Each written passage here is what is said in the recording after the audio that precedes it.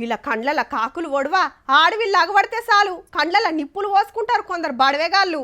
Road ఎక్క భయం.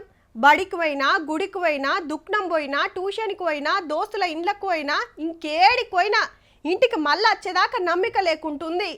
ఇవాళ రేపు ఎట్లా తయారైనరో చూస్తూనే ఉంటుంది. ఆడ ఈడనేం లేదు. ఆడవిళ్లకు ఆపతి ఎట్నుంచి వచ్చేది తెలియకుంటుంది. హగో గందుకే గీకమతి వేసిండ్రు ఓ తానా.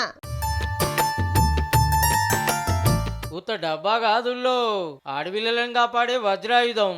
అవు మళ్ళా ఈ స్కూల్ లెవెల్ ఏమన్నా ఎకిల్ చేష్టాలు చేసిరా అంటే ఓ కాగితం ముక్క మీద రాసి లేచిర్రనుకో అంతే. ఇక పెద్ద ఆఫీసర్లు పోలీసు వాళ్ళు చూస్తారు, ఎవరి మీద కంప్లైంట్ రాస్తారో వాళ్ళ పని పడతారు. కరీంనగర్ జిల్లా సర్కారీ స్కూళ్లలో స్నేహిత పేరు మీద కంప్లైంట్ బాక్సులు పెట్టించింది కలెక్టర్ పమేలా సత్పత్ మేడం. ప్రభుత్వ స్కూల్లో ఇలా జరిగింది అని కొన్ని విషయాలు బయటకి వచ్చింది. అమ్మాయిలతో ఇట్లా లైంగిక వేధింపు జరుగుతుంది అని ఒక విషయం మనకి వస్తే ఒక బల్లెనే కాదు వచ్చిపోయే తొవ్వలైనా ఇంటికన్నైనా ఎవరైనా కష్టపెడితే ఇలా రాసేస్తారంటే అయిపోయాయి. అంతా ఆఫీసర్లే చూసుకుంటారు.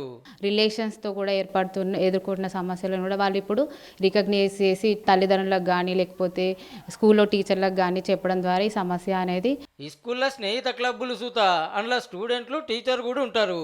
వాళ్ళు భయపడకుండా చెప్పుకోవడానికి ఈ కంప్లైంట్ బాక్స్ అనేది పనికొస్తుంది. మంగళవారం స్నేహిత డే అని ఆడపిల్లలకి ఏది మంచి ఏది చెడు అని ఇట్లా అన్ని ఎరక చెప్తున్నారు.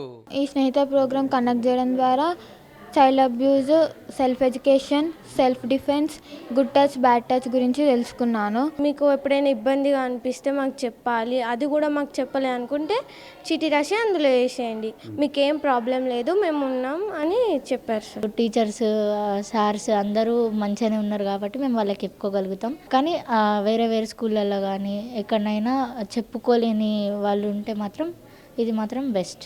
ఎవరికి చెప్పుకోలేక ఇన్నొద్దులు అమ్మాయిలు ఎంత తిప్పల పడ్డారో కానీ ఈ కంప్లైంట్ బాక్సులు వచ్చినాకనైతే జనంత నయమే అనిపిస్తుందట.